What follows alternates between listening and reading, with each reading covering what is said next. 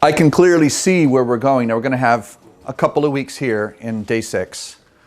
And that's going to bring us not just through the meaning of the 6th day in creation as we look at the cycles of time, what God unfolded and what God intended in that cycle.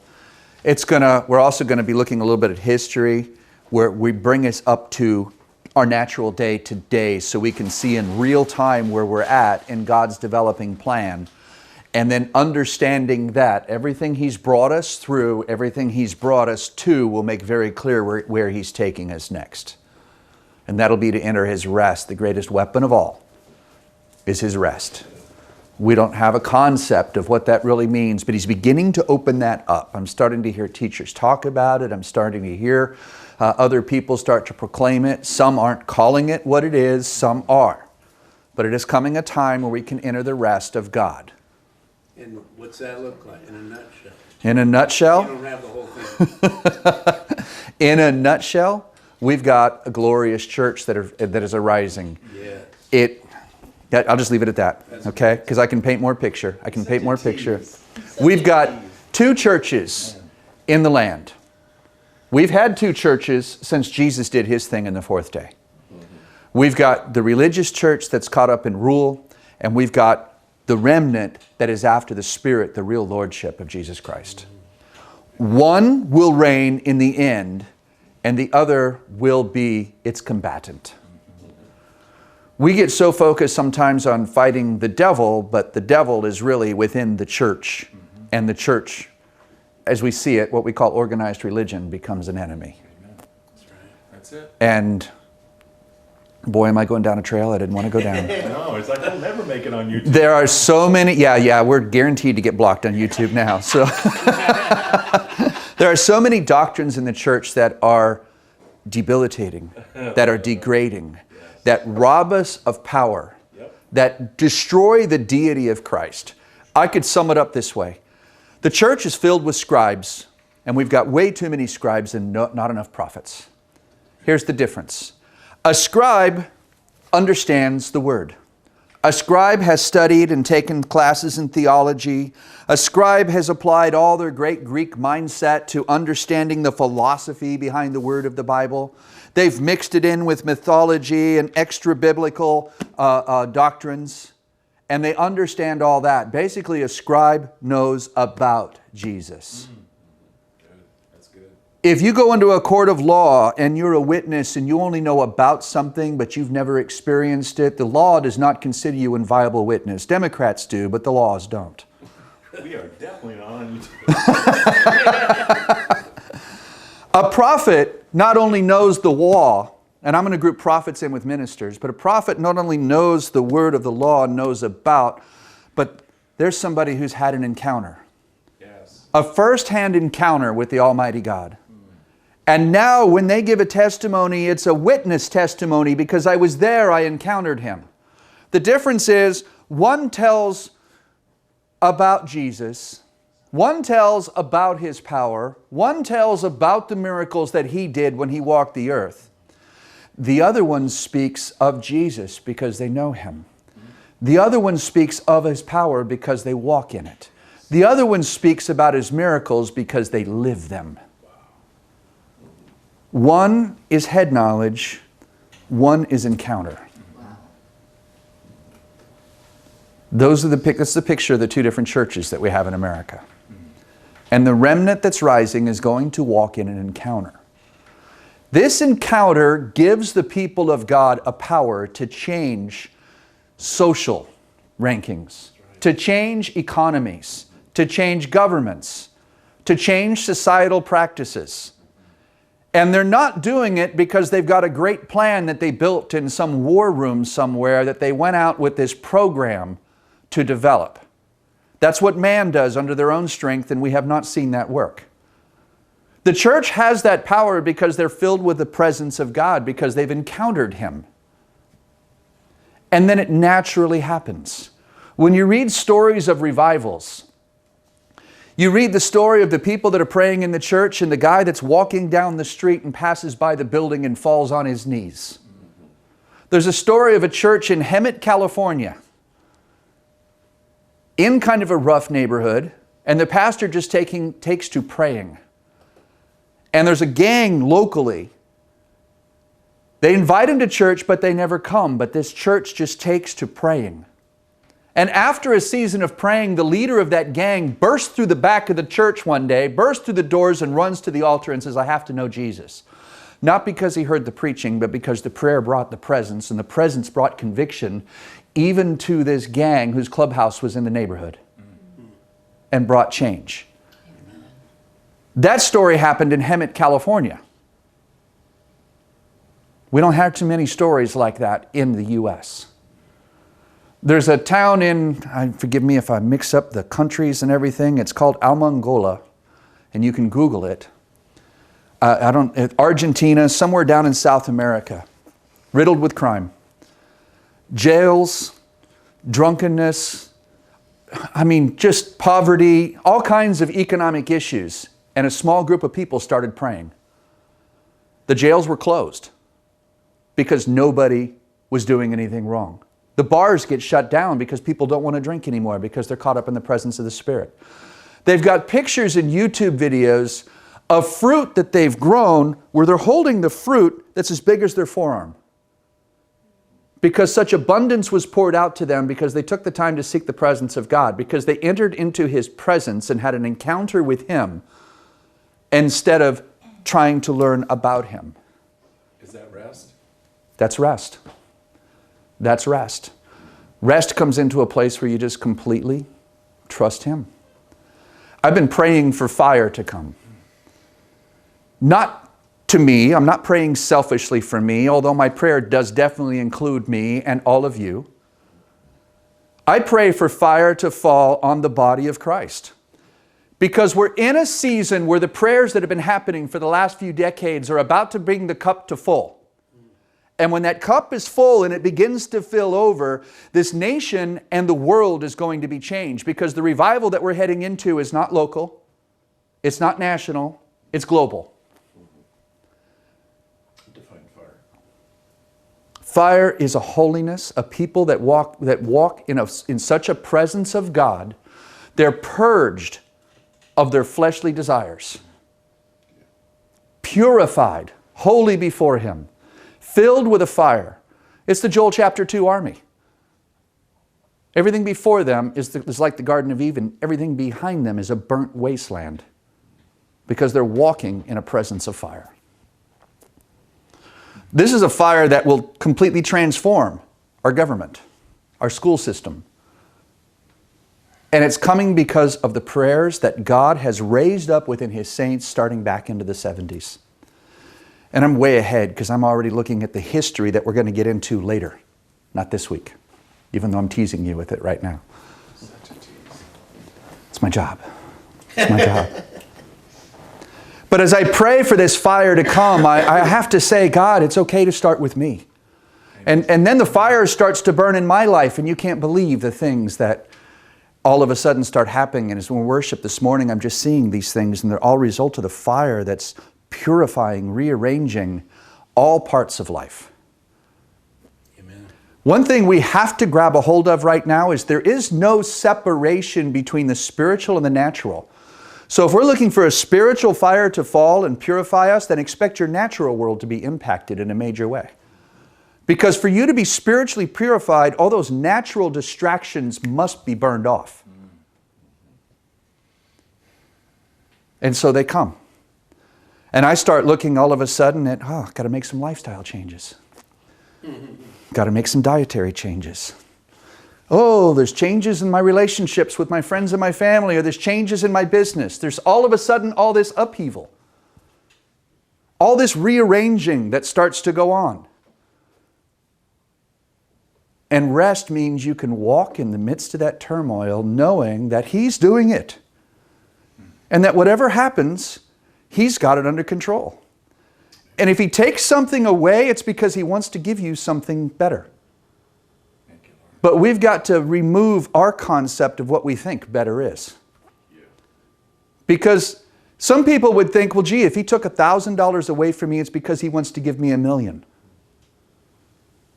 Trust me, $1 million is not better. It's not.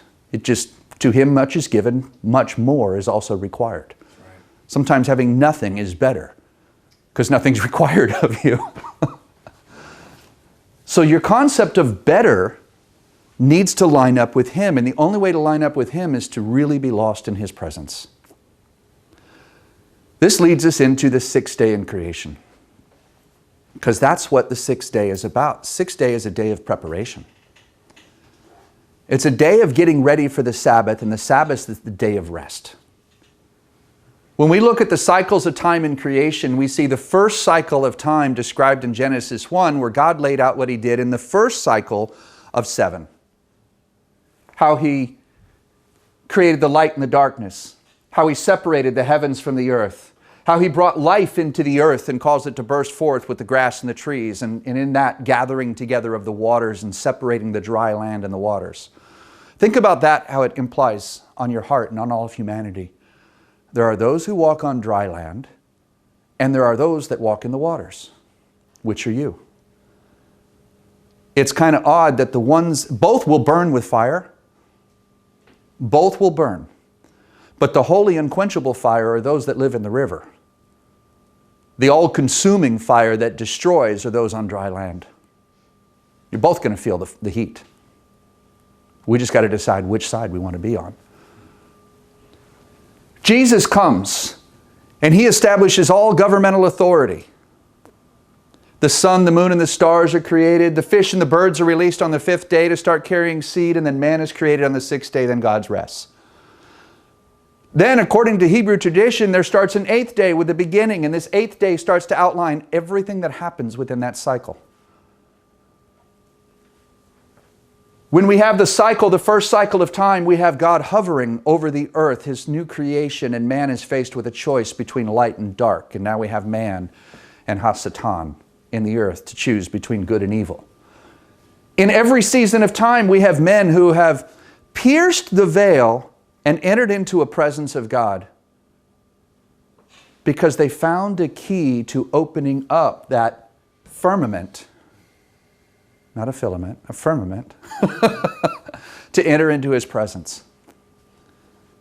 As God continues to build, he brings us to a place where he's developing his spiritual man in the earth.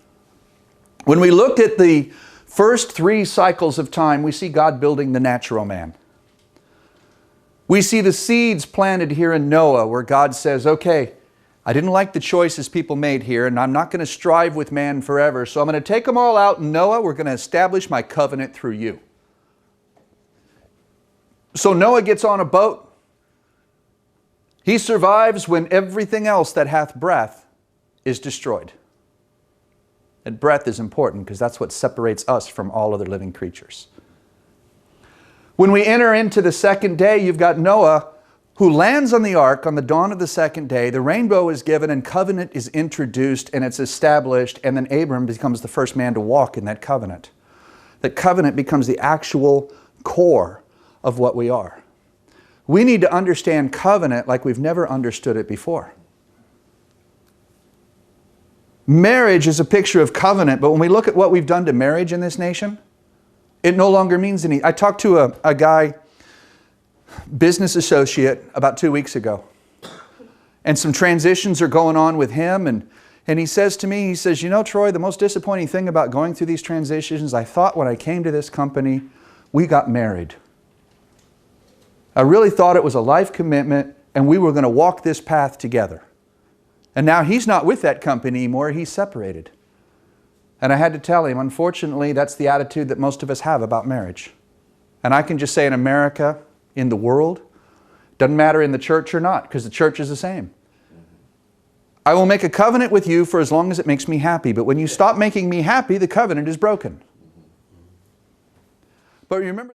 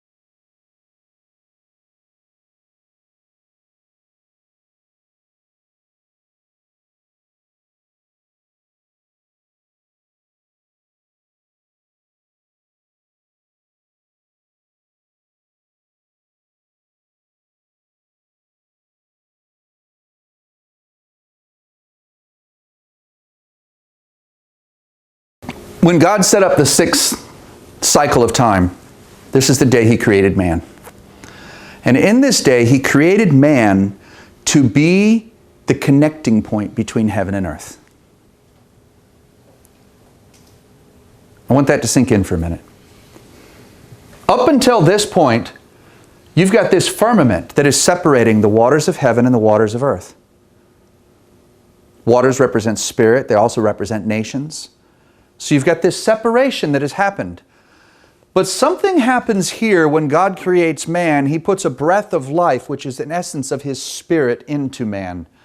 And there's a connection now between heaven and earth that didn't exist in all of creation before. Our job is to find that place where we can walk wholly submitted to Him so that we can bring heaven to earth and be that connecting point. Let's look at this. If we look at the sixth day, what did God create on the sixth day? Man and beast. Man and beast. He created beast first, and then the last piece of creation was man. And what does the word say? The last shall be first. The first shall be last.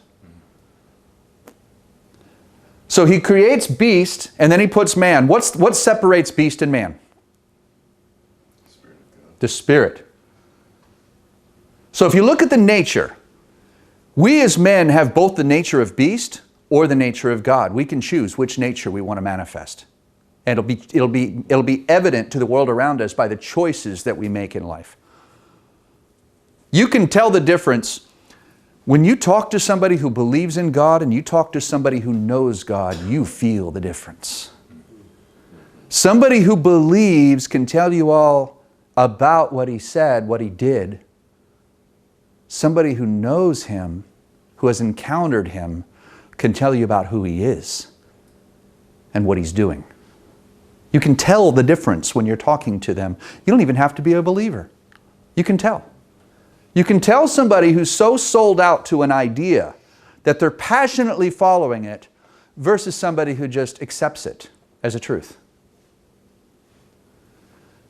The difference between our flesh nature and our spirit nature would be defined in that way. Our flesh nature wants to make us comfortable. I'm thinking about this on the drive here. How comfortable we are. We get in our car, we position the seat just right, we put the steering wheel just right. We're comfortable. We got all these cool things in the car, the power steering. You're going down the road, you set the cruise control, these modern day cars, they almost drive themselves and keep you in the lane. It's comfortable. Think about that 100 years ago, and the average wagon train could cross the nation in 11 miles a day. And you didn't have people up in the wagon train, you had your supplies and maybe one or two of the small kids, and everybody else had to walk. When was the last time you tried to walk 11 miles in a day? When was the last time you tried to walk 1 mile in a day? Or walks. And yeah, walk does not mean from the recliner to the refrigerator and back. We've made ourselves so comfortable. That's our fleshly nature. That's the beast in us. The beast lives a life on instinct. All they know is, I need food, I need water. The beast says, don't get in my way, or you'll be my food and my water. Survival of the fittest in the animal world.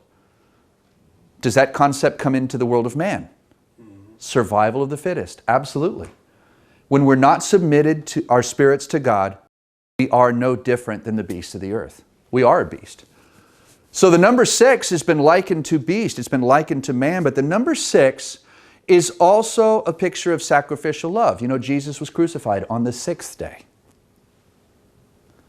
The number 6 also points to the glory of God. If you look in Isaiah chapter 6, where he looks up and he says, in the year that King Uzziah died, I looked up and I saw the throne sitting on his temple. He was high and lifted up, and the train of his robe filled the temple. And as he sat there on his throne, above his throne were the cherubim, and each one of them had 6 wings. And what are the cherubim to do besides give glory to the King? So when you look at the number 6, it's either always pointing out to man or it's pointing to the glory of God. See, we've always tried to pull that back as, oh, it's a bad number. It's the number of the beast, 666, which is really just somebody walking in our own strength separated from God. We've multiplied our strength with all of our programs, with all of our special conferences, with all of our special teachings. We've multiplied all of our strength. And to people who walk in that, Jesus says, "Depart from me, I never knew you." But we could also enter that where it becomes sacrificial love, where we're connected to Him, where we're pulled of Him. See, you're either going to magnify your beast nature or you're going to magnify your spirit nature. It's your choice. Again, choice. Our only superhuman power, right? Our only superhuman power is choice. So we have in the sixth day, man and beast. In the sixth day, God is finishing the furnishing of the earth. I thought I'd have trouble saying that. When He puts man and beast on the earth, we now have all of creation is furnished. It's complete. Between our man and our beast, we have our flesh and our spirit. We still have choice, which rings through every cycle of time in creation. Now we get the choice if we're going to walk in the flesh or we're going to walk in the spirit. It's your choice. Choose. I set before you life and I set before you death. Choose. God, in His infinite wisdom, knows about our finite wisdom. And when He says, "I set before you life and death, choose," He goes on to say, hint, hint, life is better. Hint, hint. And how many of us still hear that and go, "Yeah, well, I just want to be free." So we've got this great concept of freedom that enters the earth. Free to make the choice that makes me feel good. If it feels good, it must be good. That's our beastly nature. But I want. What about me? What have you done for me lately? Isn't that what the song says? What have you done for me lately?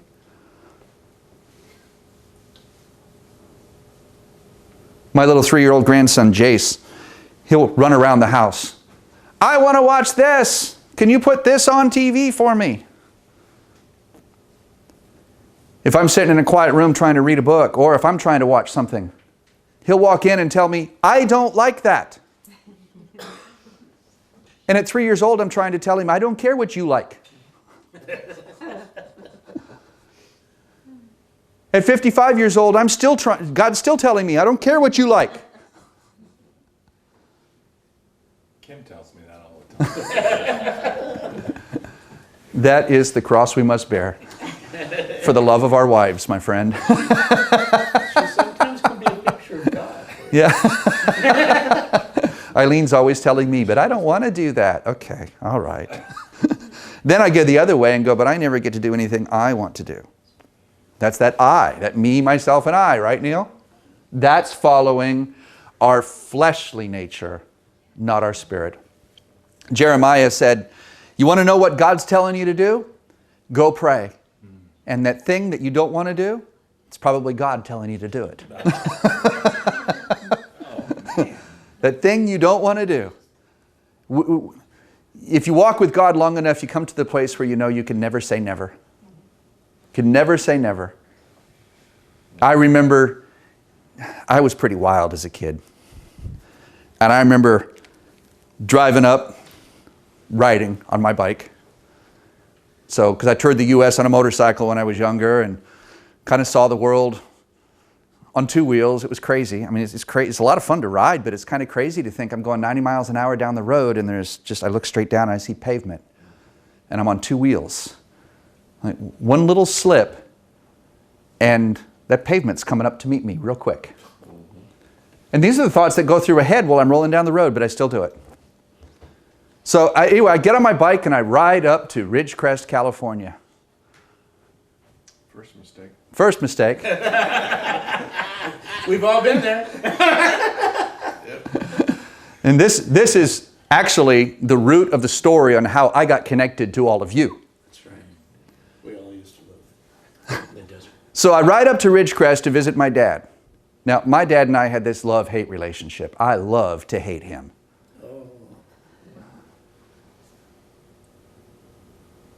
So I get up there, I visit. It was the most miserable weekend. I leave, I get on my bike, I ride up to Highway 14. I pull on this little outcropping. I look down over the valley at this city, lit a cigarette, sat there on my bike, smoking a cigarette, cursed the city, and when that cigarette was gone, I flicked the ashes at it, cursed the city, and says, I will never be back. I said that about Florida. God used that moment of my rebellion to set me free. See, I wanted to make the choice that I thought was free, and that was to go somewhere else. And God brought me right back.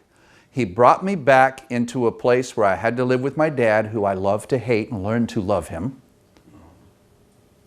And began a long restoration in that relationship, which went a long way to see my whole family restored. And I'm not taking credit for that. It's a lot of prayers from my mom. He set me free from cigarettes in that town. He set me free from drugs in that town. He delivered me into a family that I didn't realize was going to be part of my life for my life. He brought me into a wholeness. And He used my moment of rebellion to do it. Whatever you're probably struggling with, whatever you probably don't want to do, is something He will use to make you whole. Like the blind man who Jesus healed.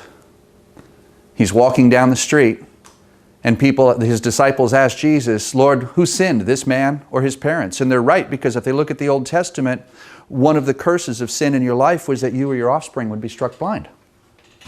So they're right to ask that question because they understand the Word. And Jesus says, neither. He's that way so that I can display my glory. And He heals them. And when He heals them, He spits into the sand and makes mud, and then packs the mud over his eyes. And you think about this. I heard Chris Valentin teach this. Tradition of that day was if somebody was in sin and they were walking wrong, it was not uncommon for the people to spit upon them in disdain. So imagine this guy having been blind all his life, having been looked down upon society, having probably been spat at and spat upon. He's brought before the one who's supposed to deliver him, and what's the first noise he hears? Him spitting. God used the pain that he felt to bring His healing. We get so caught up in our flesh because we don't want to feel discomfort. And God's probably trying to get you free so that He can get you healed and whole. Never say never, right? Never say never. This point reveals whether you are connected to God or Satan. What's your connection? If you're in the Spirit or if you're in the flesh.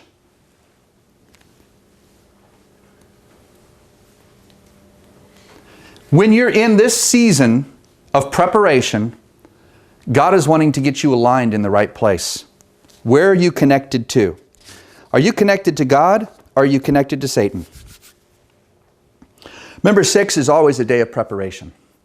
When Israel walked in the wilderness and they had to collect manna, they would collect just enough for each day except for the 6th day. On the 6th day, they had to collect twice as much because there was no work on the 7th. So on the 6th day, they had to do extra to prepare for what God had in store for them on the 7th. When we start unfolding history that happened in this cycle and brings us up to where we're at in real time today in America, which I see America as a new promised land. The natural man, which God raised up in the earth in the first 3 days, is now a spiritual man that God is raising up in the second 3 days. The first promised land was the natural land of Israel. The new promised land, and I'm not going to limit to the border of America. America is just a catalyst. But it's a spiritual nation that God is raising up. America is a catalyst. When Jesus came, He came at a time where the Roman Empire had built a network of roads that had never existed and allowed for the easy spread of the gospel throughout that region. As the gospel spread through that region, the Roman Empire finally imploded because it couldn't continue a rule of fear and a rule of law without the presence. And the love of God overcame the tyranny of the government of that day. We want to change our government today? Fall on your knees and pray the same way those people did. We've got churches today going back to the book of Acts to look at the patterns so they can build programs on what to do to grow church. What was the one thing they did that most churches don't do today? They prayed. When persecution came at them, and Uncle George got thrown in the Colosseum with the lions, they got together and they prayed. And they found a way to worship Him in spite of their fleshly discomfort. And they prayed. We don't. We don't. Oh, you do, but it's not real. It's superficial. It doesn't go any higher than the ceiling. Some of our prayer nights we call Hallelujah nights, which happens on Halloween. So we've created this whole subculture of church meetings that aren't revolved around prayer, they're revolved against the idea of being separate from the world. Not good. Not good. In Mark 15:42, Jesus, He's crucified on the sixth day. And it says that in both Mark and John, the Pharisees wanted to send the soldiers up to break His legs so that He would die because they couldn't remove a body or have a body hanging up on the seventh day. It was the day of preparation. They needed Him to die. Jesus gave it up on the sixth day. So 6 is also a number of sacrificial love. That's the ultimate sacrifice. You know, the first Passover, we had the blood of the covenant, the blood of the lamb on the doorpost, painted in the Hebrew letter Tav. The ancient Tav was the shape of a cross. In this day, we have the blood of Jesus, the Lamb of God, on the cross to deliver us and set us free and start us marching into the land of promise. This was a season of preparation where Jesus says, it's best that I go because if I don't go, the Helper won't come. Because He wanted to release the power to us that became available to us in the fifth day. And that power teaches us how to follow the currents of the air so that we can launch out and learn to walk in the Spirit, be influenced more by God than our flesh or the devil.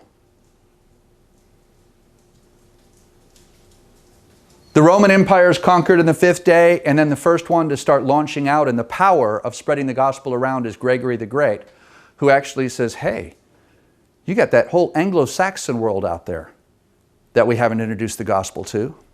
Let's start loading up ships. Let's start taking supplies. Let's start taking the word to them. And as the word went to them, the British Empire starts to rise up, and they start to rise up with Queen and God and everything, and they want to spread the gospel. Now they got caught up in their fleshly nature, and they started doing things like crusades. And the crusades caused Christian nation to war against Christian nation. Do we have that division going on in the church today? This was a 6-day cycle of division, which is the same division we had in the second day. We start to see the cycles repeat.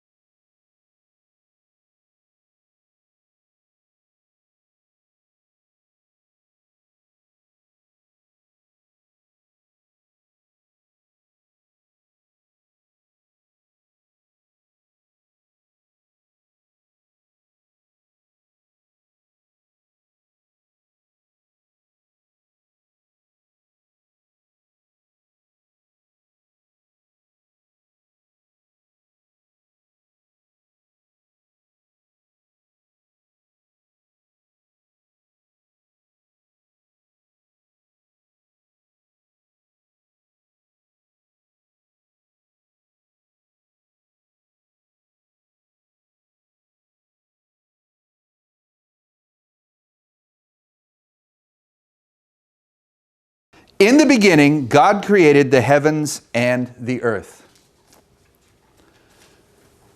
We got heavens and earth. Are we talking about two different realms? So heavens and earth, they've got to be connected. What connects them in this sentence? God. Nope. There's a word in there that connects heaven. What is it? And. In the Hebrew, the first letter of that word and is the letter Vav. We are the connecting point between heaven and earth.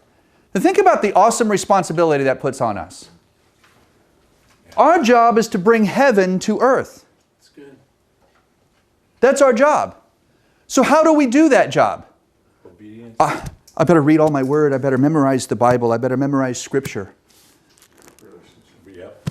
Yep. I better read Dr. Wayne Gruden's book on theology.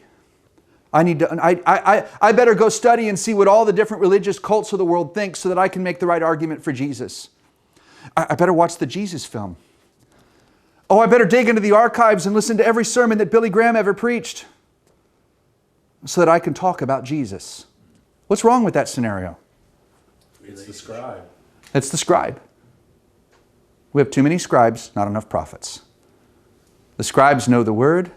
The prophets know Jesus. Paul said all should prophesy. All should prophesy. So I'm not talking about the office of the prophet here. I'm talking about a place where you walk in relationship, because all should prophesy. Revelations 19:10 says, the testimony of Jesus is a spirit of prophecy. You can't give a testimony if you're not a witness who encountered the situation. Our job is to connect heaven to earth. That's only going to happen with relationship. We have the Spirit of God that's within us. Amen. Thank you, Lord. And I don't care if you believe it or not. It doesn't matter. Faith works whether you believe it or not. Because whatever you believe in life is what you're going to get. But there is no place anybody can go to be separate from the presence of God. That's right. I remember talking to an atheist who says, I don't believe in God. I says, really, you don't believe in God? He goes, yep, swear to God.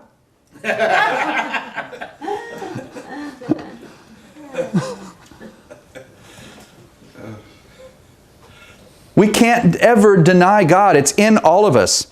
When God created man, He put in us, let's look at the sixth day. Genesis 1:24. God said, let the earth bring forth the living creature according to its kind, cattle and creeping thing and beast of the earth, each according to its kind, and it was so.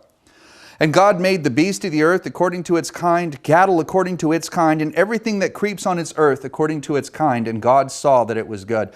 See, God instituted a spiritual law that says everything reproduces after its own kind. He put two natures in us. What are you producing? Let's go on. Then God said, let us make man in our image, according to our likeness, and let them have dominion over the fish of the sea, over the birds of the air, over the cattle, over all the earth, and over every creeping thing that creeps on the earth. Over all the creeps. Yep, we're supposed to have dominion over all the creeps. All the creeps. So God created man in His own image. In the image of God, He created it. How many times is God saying that He created us in His image?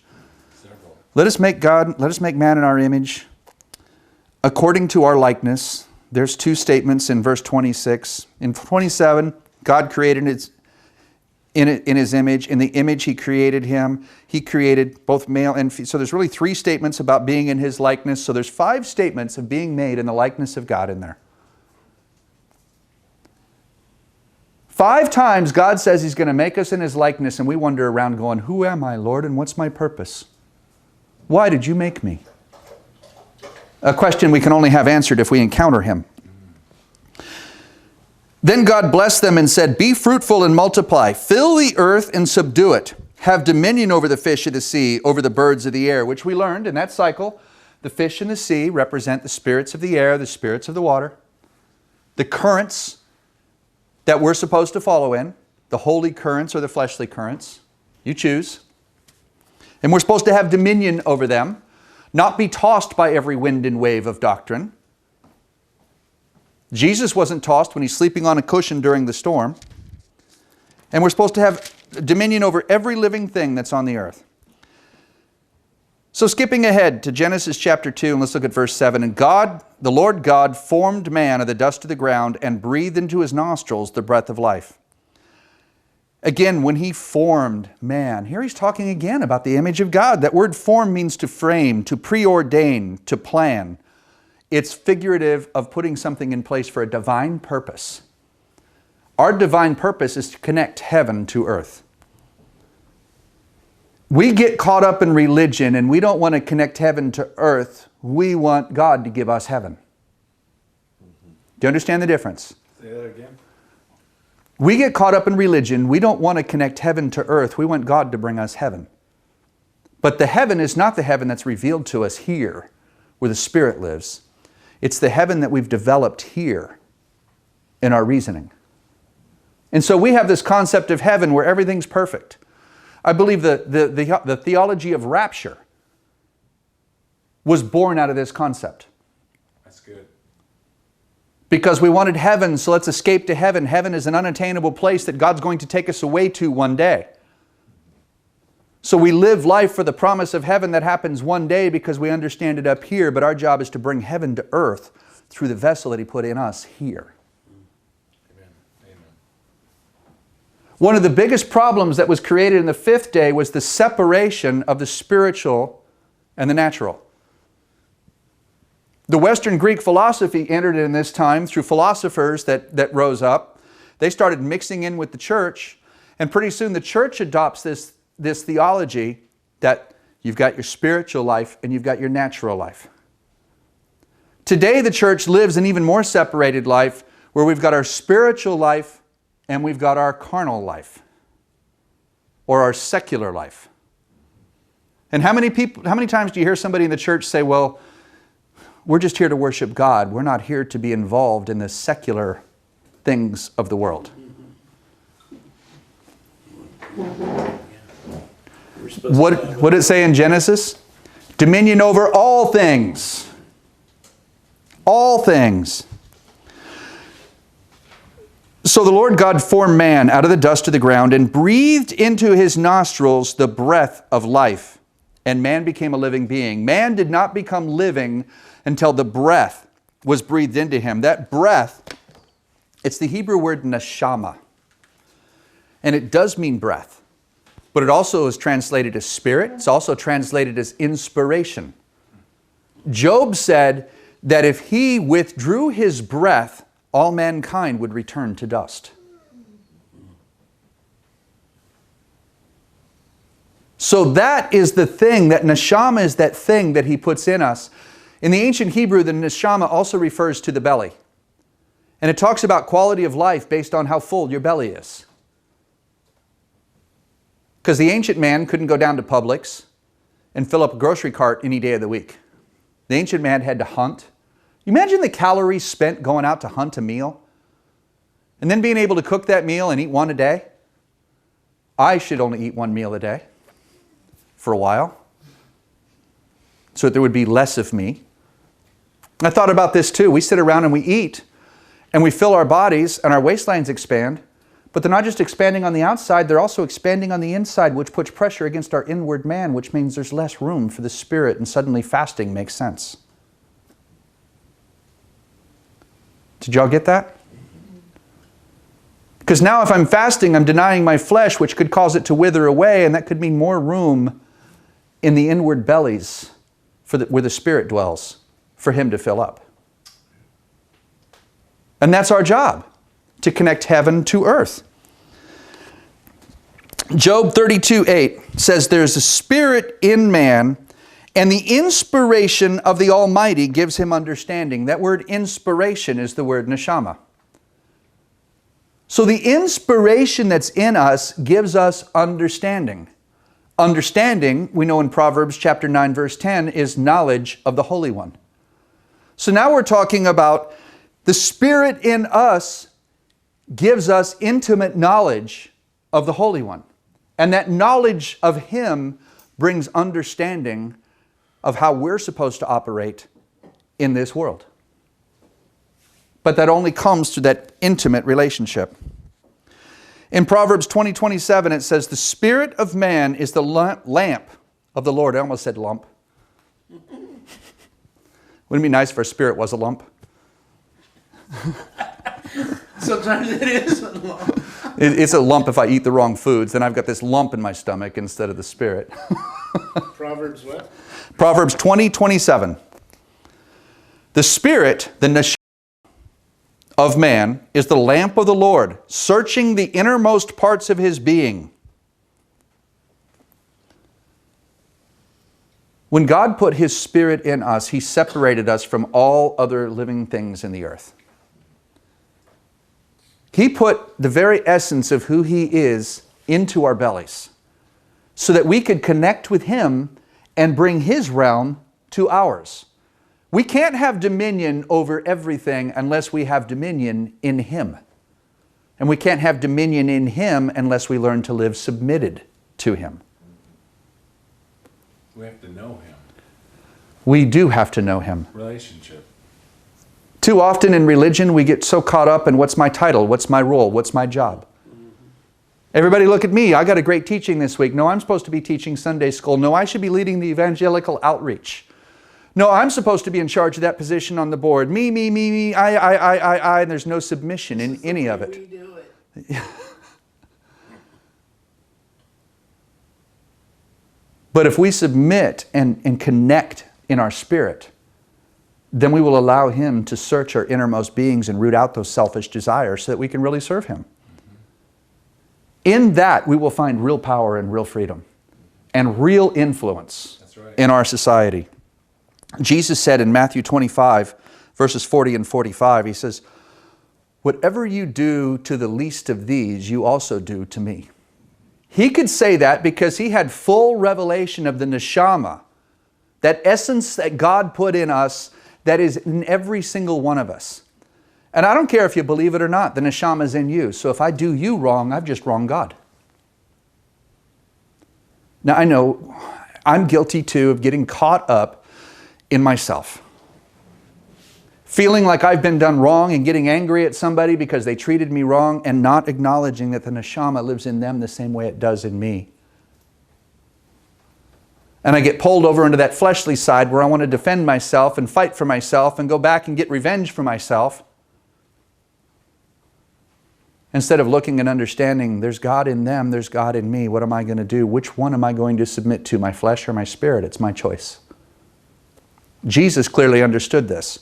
And that's how he was able to speak revelation that says, if you want to minister to me, take care of them. Because whatever you do to even the least of them, you do to me. Because he knew that his presence was in everybody. In John chapter 20, Jesus is meeting with the disciples just before he ascends. And he's talking with them. And he says, well, let's look at that. John 20. Let's start in verse 19. Then the same day at evening, beginning the first day of the week, when the doors were shut where the disciples were assembled, and they were assembled for fear of the Jews. And Jesus came and stood in their midst and said, peace be with you. They were assembled because they were in fear of the religious control of that day. Been there, afraid of religious rulers, been there. Had a few of them take me out to lunch. You almost became one. I did. I was this close to becoming one. Thank God. I'm much more happier here with half a dozen of us. It's really good. In an atmosphere like this, when I get out of line, I know you guys are you've got an intimate enough relationship. You can speak the truth to me and help me pull back in. It's happened. And I thank God for that. Because sometimes when you get in your own stuff, you're on the inside looking out, you can't see all the junk that everybody else sees. And if somebody loves you enough to tell you a truth that hurts, even to pain and tears in their own heart, that's the kind of love we all need. That's the kind of love we all need. Amen. That's only going to be found through submission. Amen. So they're assembled for fear of the Jews, and Jesus came and stood in their midst, and he said, peace be with you. Because God did not give us a spirit of fear. And when he had said this when he had said this, he showed them his hands and his side. Then the disciples were glad when they saw the Lord, because they didn't want to believe. So he's revealing, hey, look, it's me. Yep, see what they did? I'm still here. So Jesus said again to them, peace to you. As the Father has sent me, I now send you. And when he said this, he breathed on them and said, receive the Holy Spirit. In 21, he says, as the Father has sent me, I now send you. And then in 22, he breathed on them and said, receive the Holy Spirit. What did God do when he created man? Breathed. This Greek word for breathed is only used one time in all of the New Testament right here. And it's the same Greek word that the Septuagint, did I say that right, Lisa? Septuagint, thank you. That's the Greek translation of the Old Testament, correct? So it's the same word that the Septuagint used in Genesis 2:7. Jesus said he only did what he saw the Father do. He was there when man was made, and he saw the Father breathe the breath of life into man when man was first formed. Now it's Jesus' opportunity to bring us into a new covenant with a new promise and build a new spiritual man, natural first, then the spiritual. And so he does exactly what he saw the Father do, and he breathed a new breath of life. So now we all have the neshama. The neshama submitted to God through relationship is now filled with the Holy Spirit and given power. And that power, properly submitted to God, can change nations, but only when we walk with a submitted heart to be filled with the knowledge of Him. And the knowledge becomes the Spirit of God that's released in the last day, or the sixth day. The Spirit of knowledge, from Isaiah chapter 11, verses 1 and 2.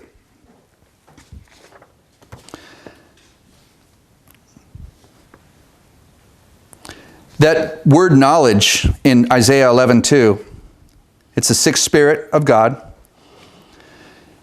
That word in the ancient Hebrew, it's a picture of a door and a picture of an eye. It means the door of the eye. The eye is the window into man's very being. It's through it that we're able to see God.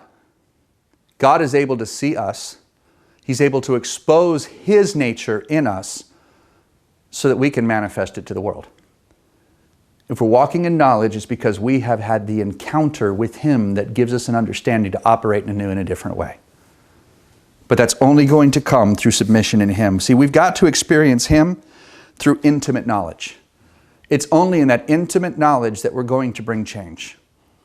As we start to look ahead into the history of what else developed here, we'll see how the Great Schism, which is one of the first big separations of the church that led to the Great Reformation, which led to the birth of America, a new promised land, where people from all over the world started to come so that they could worship freely. And yes, we've had seeds of good, godly good, and we've had wicked seeds, both sown in our land.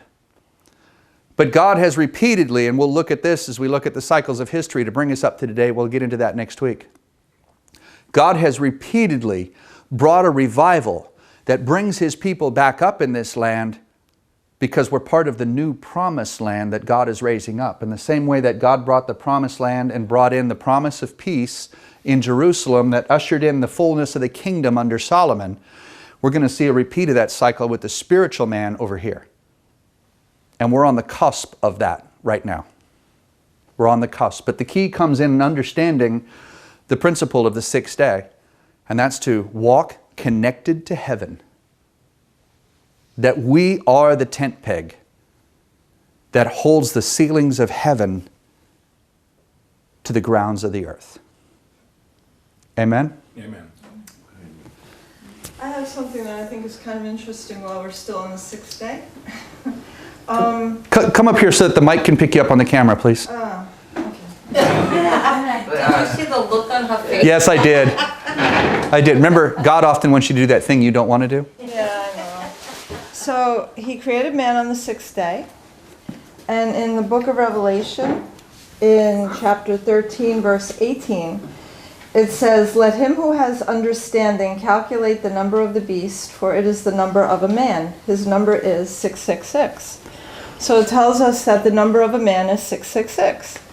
So I was kind of surprised when I discovered that, the chemical number of carbon, which carbon is necessary for life. That is the element of life, because it can create chains that cause other, as an engine, it causes, anyway, not to get into all of that. Basically, it's But- ashes to ashes. Yeah, but the chemical number for carbon is 666.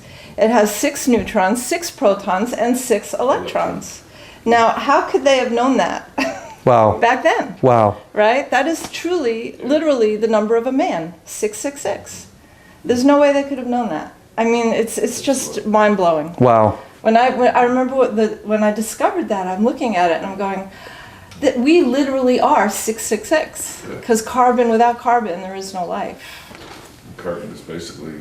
It is the molecule, it is when the we're element of cremated, life. That's all that's left is ash.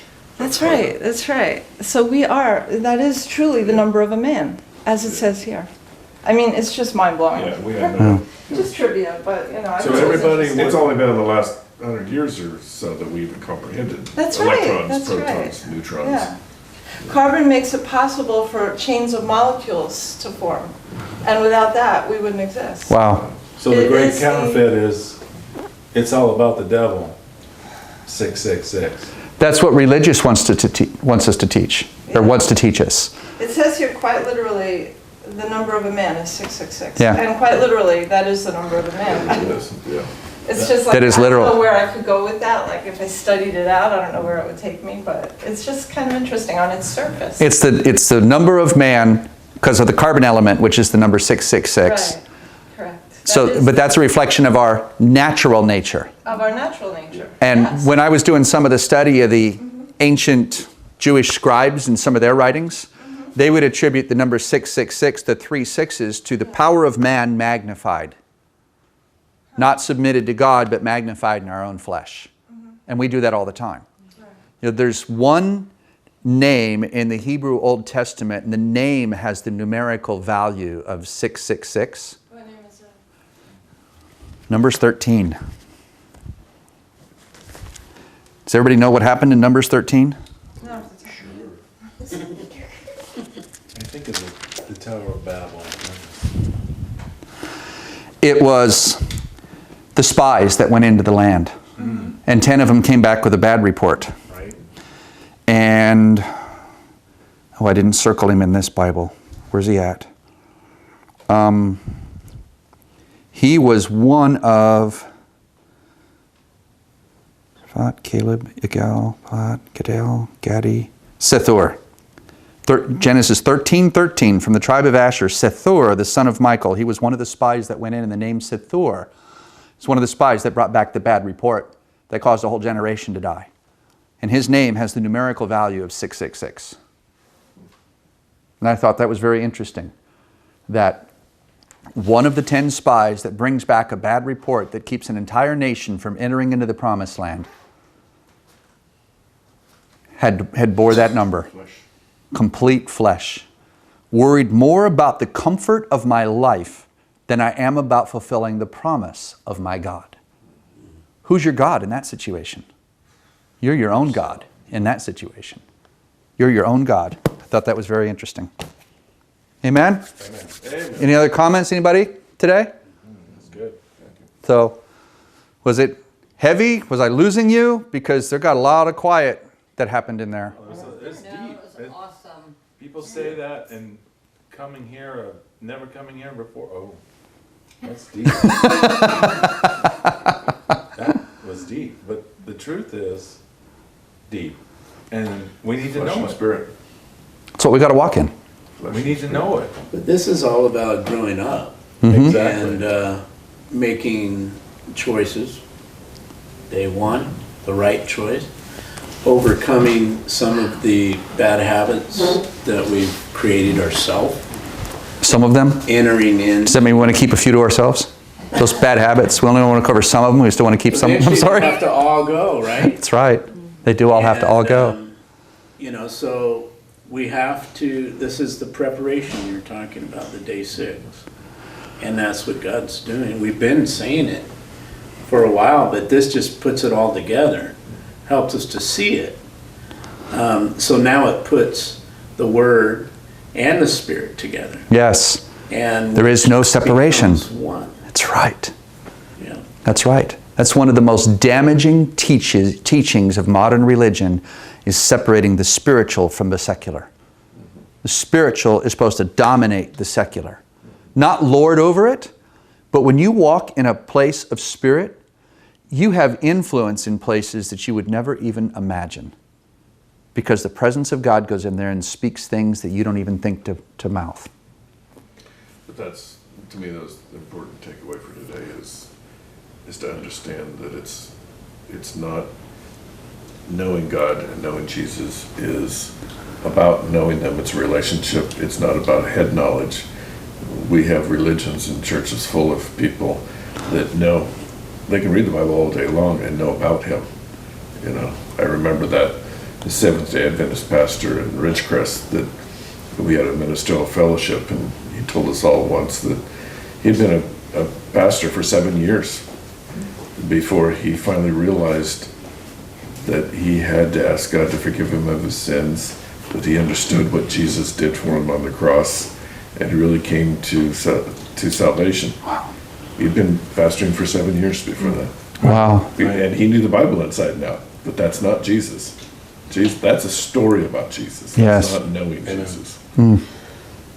Wow. Think of how many have gone to theological schools Oh, yeah. and haven't really had that experience of relationship yet. Yeah.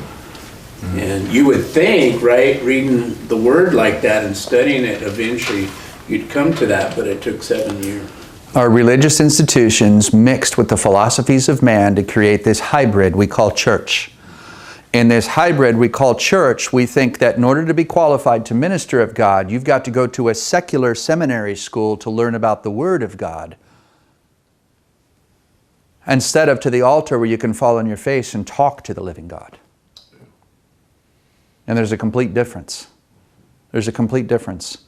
I've heard ministers talk about going to Bible college and the teacher's teaching them, you've got to plan out your sermons a whole year in advance and have this cycle. And he's like, no, I'm not going to do that. Well, you're never going to be able to make it as a minister if you don't have preparation. How are you going to do it? I'm going to ask God and He's going to give it to me. But that's not how it works, the teacher would say.